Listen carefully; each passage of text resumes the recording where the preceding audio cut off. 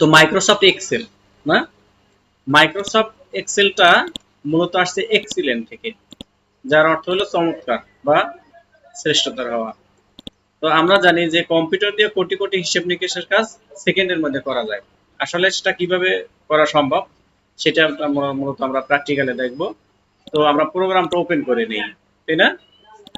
Start, তারপরে যাব Microsoft office, এরপর গেছিলাম কোথায়, মাইক্রোসফট এক্সেল 2007।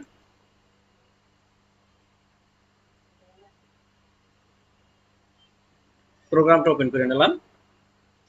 তো পরিচিতিটা আলোচনা করছিলাম, পরিচিতিটা একটু আলোচনা করে যাই। এমএস ওয়ার্ডের মতোই তো পরিচিতি, সামান্য একটু পার্থক্য আছে, তাই না? যেমন এটা হলো ক্লোজ বাটন, তাই না?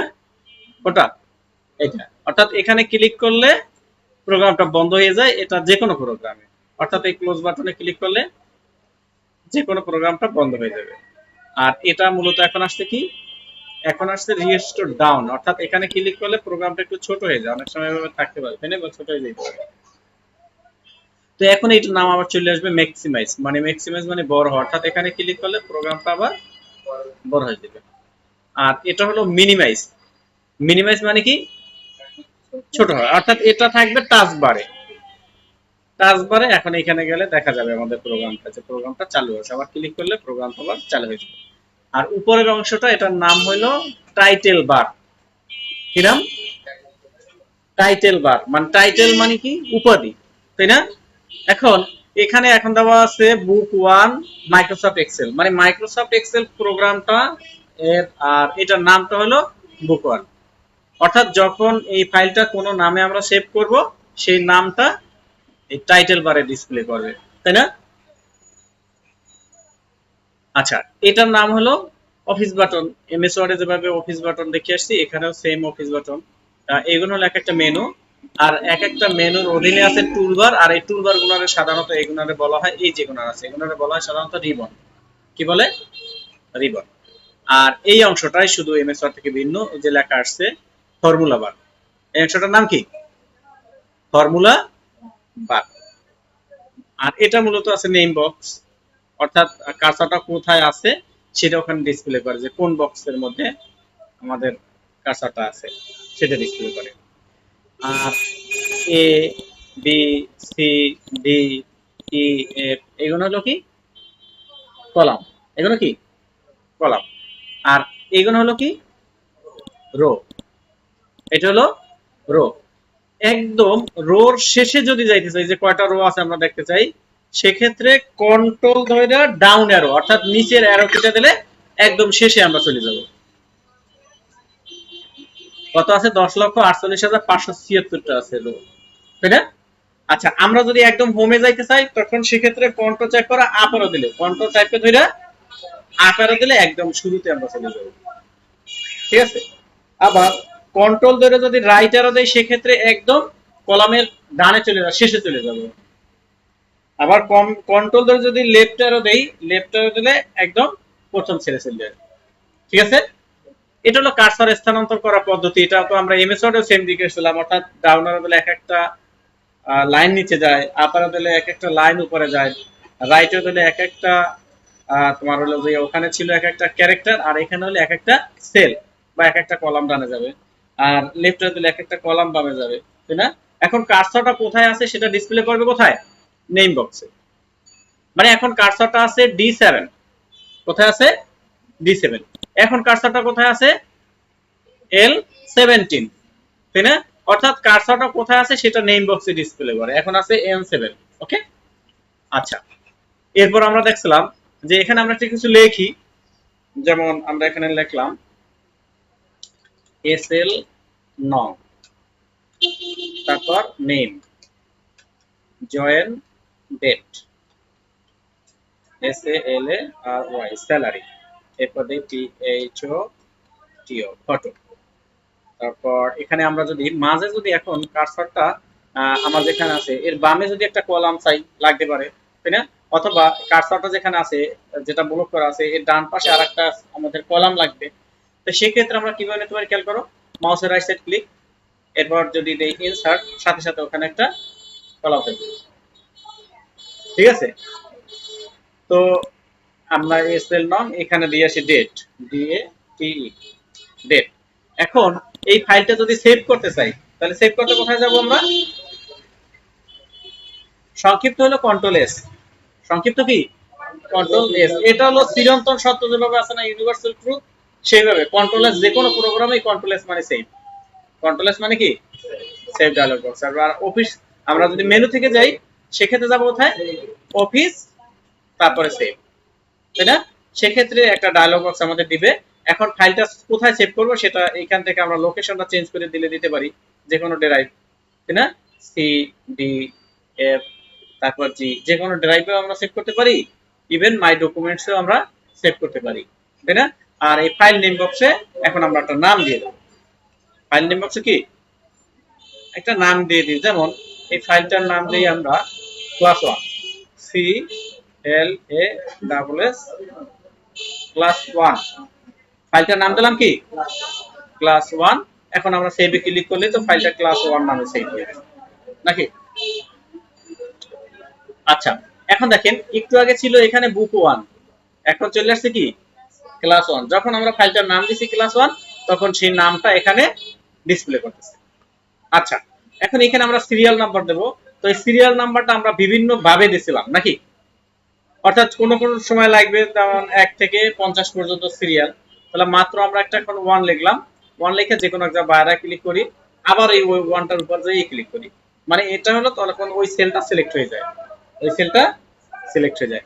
এখন এই যে কিনারে যদি যাই, অর্থাৎ এই একদম এই কিনারে দেখবো একটা প্লাসের মতো ডিসপ্লে করে কার্সরটা। এখন আমাদের ধরতে হবে কন্ট্রোল, কন্ট্রোল ধরলে দেখো পাশাপাশি আরো একটা প্লাস ডিসপ্লে করে, তাই না? সেক্ষেত্রে মাউসের লেফট সাইড যদি চাইপে ধরে আমরা ড্র্যাগ করে নিচের দিকে টান দেই, যত দ্রুত টান দেব তত দ্রুত সিরিয়াল হইতেই থাকবে। তাহলে সিরিয়ালটা এখানে আরো ছিল, আমরা এটা কাটে দেই, তাহলে দেখো সিরিয়াল নাম্বারটা একদম অটোভাবে আবার ক্রিয়েট হয়ে গেছে, তাই না? আচ্ছা, আমাদের অনেক সময় লাগবে জোড় সংখ্যা, 2 4 6 8 10 12 14 16 18 20 22 26 এভাবে লাগে না অনেক সময়। আমি এটাকে কাইটে দিব আর কি, এটা কাইটে দেওয়ার জন্য ব্লক করার জন্য গেছি। এখন আমরা সিরিয়াল নাম্বারটা নেব বা জোড় সংখ্যা নেব। তাহলে এখানে লিখলাম আমরা 2, তারপরে 4 4। এখন অর্থাৎ ডিফারেন্স দিছি আমরা 2। এখন এই দুইটা ড্র্যাগ করে ব্লক করো, অর্থাৎ টান দেওয়া মানে তো ব্লক করা, আমরা টান দিয়ে ব্লক করা দেখছি না, টান দিয়ে ব্লক করি। তো ব্লক কইরা এখন আমরা যাব আবার সেই কিনারে, অর্থাৎ এই কিনারে গেলাম, যে মানে কিনারে গিয়ে দাঁড়ালাম।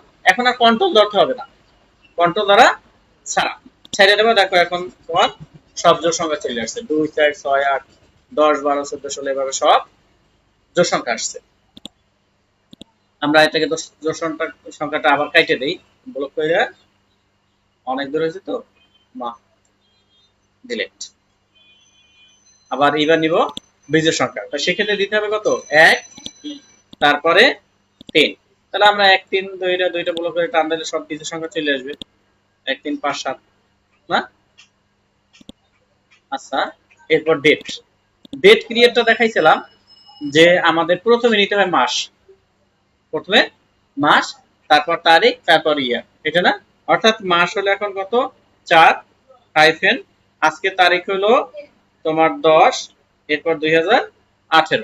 তাহলে এখন কি করতে হবে? এই কোণারে গিয়ে এই মানে এই কোণায় গিয়ে দিতে হবে টান, অটোমেটিক তোমার ডেটটা ক্রিয়েট হয়ে যাবে। ঠিক আছে, ডেটটা কিন্তু 4 5 ও এখানে ডেটটা চেঞ্জ করা, তো এই জন্য ও কি করছে, আমরা ডেট অনুযায়ী দিতে পারি।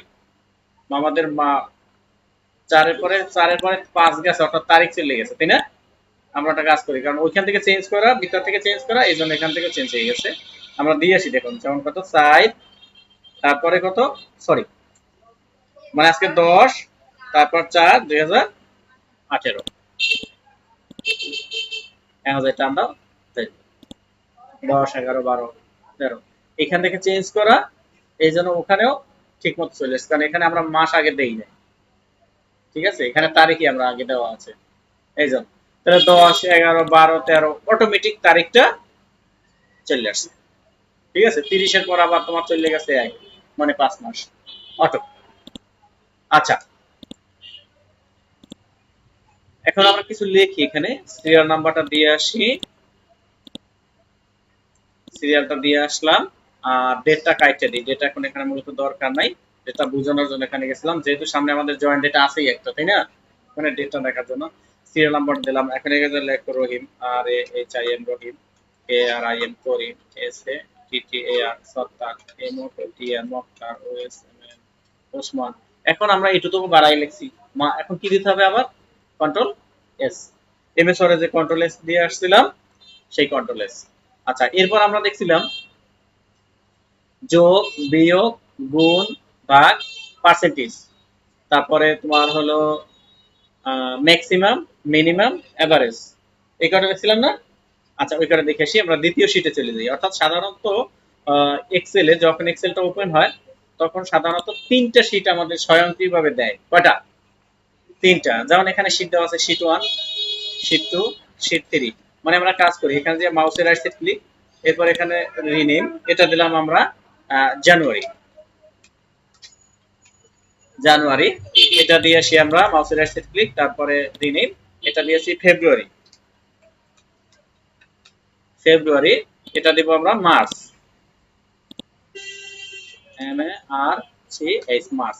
এখন তিনটা মাসে তিনটা আমাদের শীট, ওয়ার্কশিট চলে গেছে, বা স্প্রেডশিটটা চলে গেছে। স্প্রেডশিট 1, 2, 3, অর্থাৎ আমরা তিনটা মাসের নাম দিলাম, জানুয়ারি, ফেব্রুয়ারি, মার্চ, এখন এপ্রিল লাগবে। তো সেক্ষেত্রে খেয়াল করো, এখানে দেওয়া আছে ইনসার্ট ওয়ার্কশিট, অর্থাৎ এখানে যদি আমরা ক্লিক করি সেক্ষেত্রে আরেকটা শীট হয়ে যাবে। আবার মাউসের রাইট সাইড ক্লিক, এরপর রিনেম, এটা নাম দিলাম April, A P R I L, April. অর্থাৎ যত লাগবে এখান থেকে আমরা নিতে পারি, 255টা পর্যন্ত তুমি ইচ্ছা করলে এই ওয়ার্কশিট বা স্প্রেডশিট নিতে পারো। ঠিক আছে? অর্থাৎ জানুয়ারি, ফেব্রুয়ারি, আমরা ফেব্রুয়ারিতে গিয়ে যোগ, বিয়োগ, গুণ, ভাগ ওইগুলো দেখি, আমরা একটা সংখ্যা উঠাই।